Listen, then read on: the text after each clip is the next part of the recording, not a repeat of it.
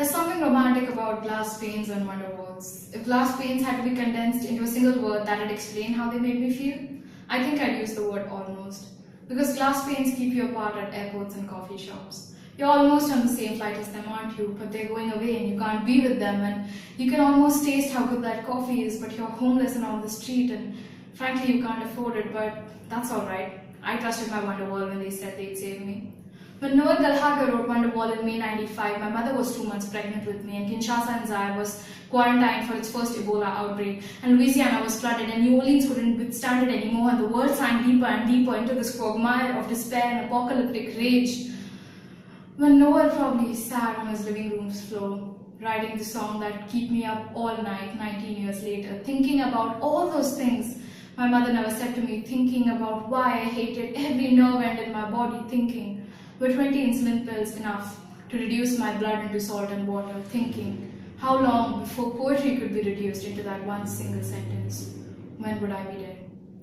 Your Wonderwall is an imaginary friend who's supposed to save you from yourself. I had to Google that last night because memory failed to serve me right. Because every time I go into a self-mutilation mode, my Wonderwall ceases to exist anymore. And every time I try to passive-aggressively kill myself, I term it a phase. Because that's what my mom called them.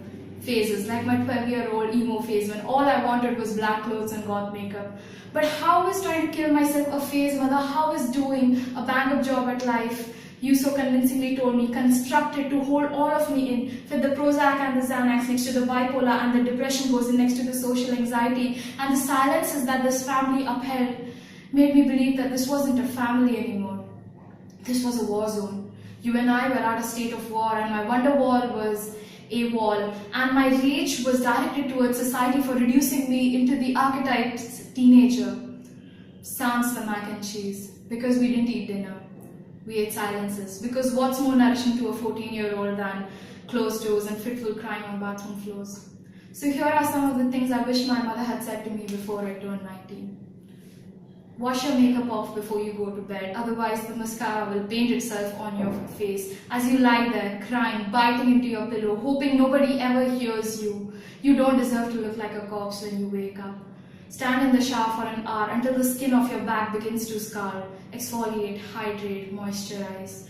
Life is not a montage, honey, and loving yourself won't come easy. So please, please, go easy on yourself. 2. Write.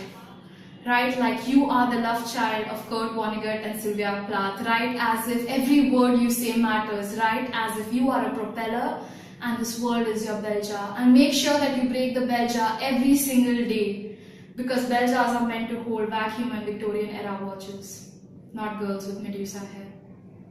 3. Romanticize the hell out of yourself. You are beautiful. You are a dragon princess. You are the Tabasco sauce on his nachos that will set his face on fire. You are not a stereotype walking out of a YA novel. You are more than what he tells you. You are more than what your grades tell you. You are the curve of infinity as it dives, only to keep circling the palindrome in search for something more. One day, you're going to be 19 and none of these things will make sense. You will mutilate again and you won't write. You will go to bed hating yourself. You will have read Susan Faludi and Marilyn French and still want to kill yourself. But that's when you're supposed to read it again.